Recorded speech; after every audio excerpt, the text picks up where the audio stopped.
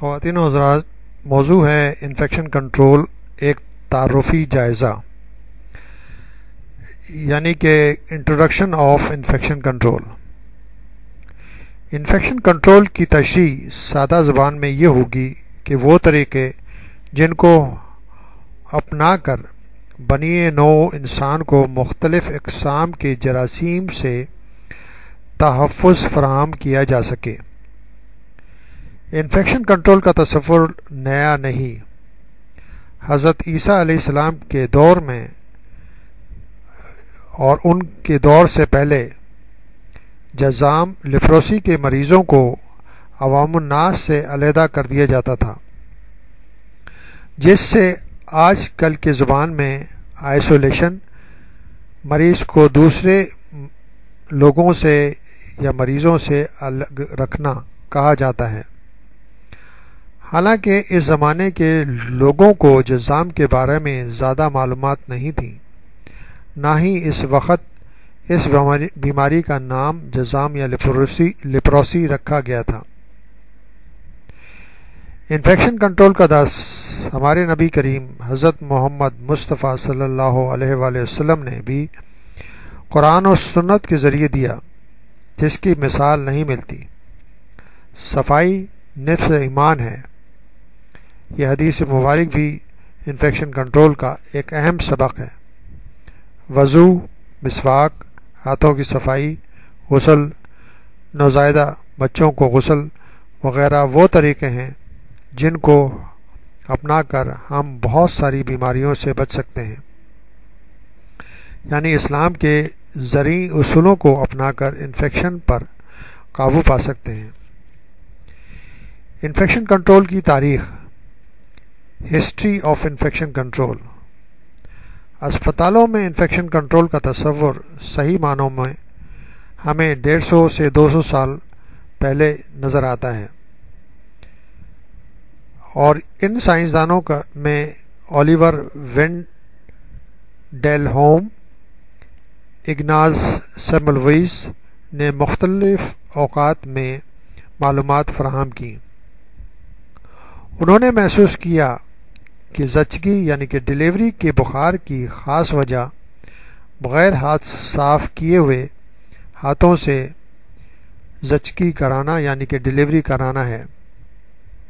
انہوں نے ان سب لوگوں کو جو زچگی یعنی کہ ڈیلیوری کے عمل میں شامل تھے، یعنی کہ ڈاکٹر، نرسز اور اسٹاف، ایک خاص محلول سے ہاتھ دھونے کی ہدایت کی، جس کے بعد زچگی یعنی کہ ڈیلیوری کے بخار میں خاطر خواہ کمی واقع ہوئی۔ بعد ازاں لارڈ لسٹر 1854 میں نے ایک محلول سے زخموں کو صفائی اور آپریشن سے پہلے جلد کی صفائی کی، جس سے انفیکشن میں بہت کمی آئی۔ اس وجہ سے انہیں بابائے antiseptic surgery, father of antiseptic surgery کے خطاب سے نوازا گیا۔ بہت سی ویکسین کی دریافت سے اس عمل کو اور بھی تقویت دی۔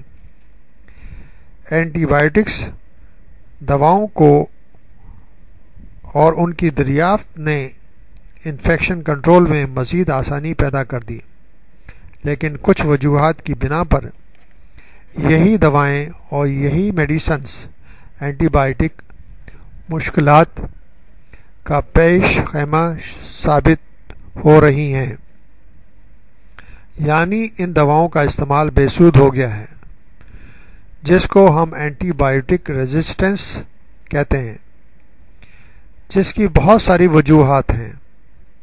مثلا اینٹی بائیوٹکس کی ڈوز کم اور کم عرصے کے لیے دینا، دواؤں کی بغیر پرسکرپشن دستیابی، خود تشخیصی سیلف ڈائگنوسس سے علاج وغیرہ شامل ہیں۔ ان اینٹی بائیوٹک ریزسٹنس کے حوالے سے ہم ایسے جراثیم تجربہ گاہوں میں دیکھتے ہیں جو ایک سے زیادہ اینٹی بائیوٹک سے ریزسٹنٹ ہیں، اور جن کو ہم ملٹی اینٹی بائیوٹک ریزسٹنٹ کہتے ہیں، اور ان جراثیموں کی بیماریوں کا علاج بہت مشکل ہو جاتا ہے، اور آج کل ایسے جراثیم دیکھے جا رہے ہیں جن پہ کوئی دوائیں اثر نہیں کرتی، ان کو سپر بگ کا نام دیا گیا ہے، اور اس بیماری سے مریض اگر انفیکٹ ہو جائے تو موت واقع ہو جاتی ہے۔ اسپتال میں انفیکشن۔ اسپتال میں قیام کے دوران مختلف اقسام کے انفیکشن ہونے لگے ہیں جو کہ ایک مریض سے دوسرے مریض کو لگ جاتے ہیں۔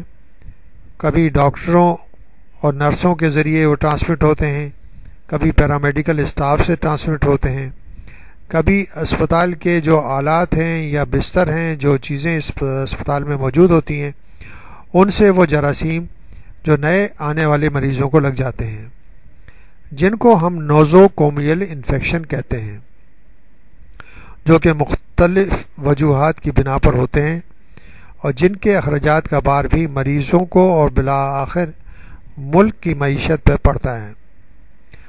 مریض زیادہ عرصے اسپتال میں رہتا ہے، جس کی وجہ سے دوسرے بیمار مریضوں کے داخلے میں رکاوٹ ہوتی ہے۔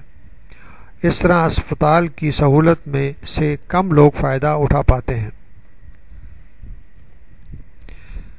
غیر معیاری اسٹرلائزیشن اور ایک سرنج کا بار بار استعمال یا غیر معیاری کمپنیوں کی سرنجوں کے استعمال مریضوں کو جسمانی اور معاشی پریشانی میں اضافہ کرتے ہیں، اور جن کے ذریعے عام طور پر بیماریاں اور انفیکشنز مریضوں میں ٹرانسمٹ ہو جاتے ہیں۔ اسپتال میں بہت سارے لوگوں کی آمد و رفت اور عملے کی ایک شعبے سے دوسرے شعبے آنے جانے سے کراس انفیکشن کی عمل کو تقویت ملتی ہے۔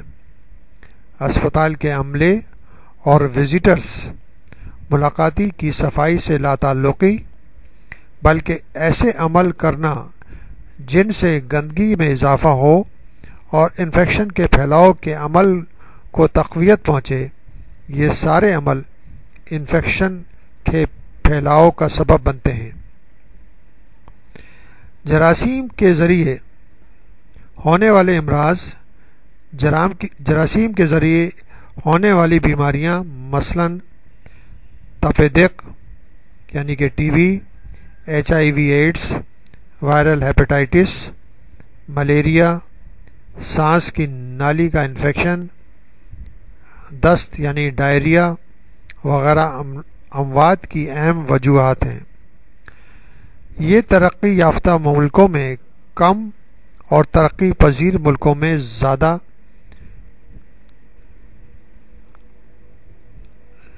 بیماری اور اموات کا سبب بنتی ہیں۔ تیسری دنیا میں سانس کی نالی کے شدید انفیکشن سے یعنی کہ ریسپیریٹری ٹریکٹ انفیکشن سے 4.4 ملین سے زیادہ، تپ دق یعنی ٹی بی سے 3.1 ملین سے زیادہ، دست یعنی کہ ڈائریا سے 3.1 ملین سے زیادہ، ملیریا سے 2.1 ملین سے زیادہ، وائرل ہیپاٹائٹس سے 1.1 ملین سے زیادہ، HIV ایڈز سے 1 ملین سے زیادہ، اور دوسری بیماریوں سے اس سے زیادہ اور کم اور زیادہ اموات ہوتی ہیں۔